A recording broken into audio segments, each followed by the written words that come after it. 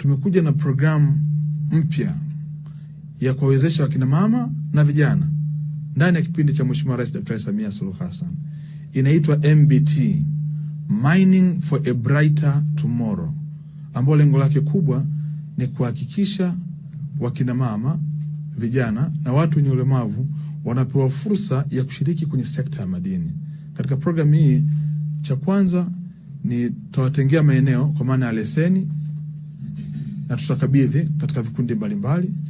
Sehemu ya pili, kupitia STAMICO menunua mitambo 15 ya kuchoronga, drilling rigs, ambazo 2 Mheshimiwa Rais kaelekeza, moja iende kwa ajili ya vijana na nyingine kwa ajili ya wakina mama, na lengo kubwa ni kuhakikisha kwamba tunawaingiza katika mnyororo mzima wa uchumi wa sekta ya madini.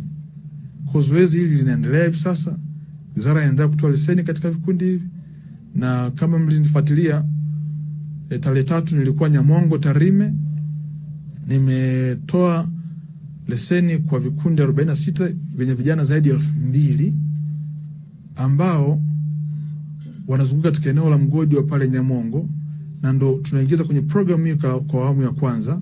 Na bahati nzuri tumepata mwitikio mzuri wa wenzetu wa Benki ya Dunia. Wameiona ni programu ambao wanaweza wakaiunga mkono, na hivi sasa tupo katika mazungumzo. Tunategemea wiki hii kumpokea mgeni kutoka Benki ya Dunia kwa ajili ya majadiliano hayo, lakini pia na wenzetu wa Baraza la Dhahabu la Dunia, World Gold Council, wameonyesha na yenyewe pia interest kwenye mradi huu.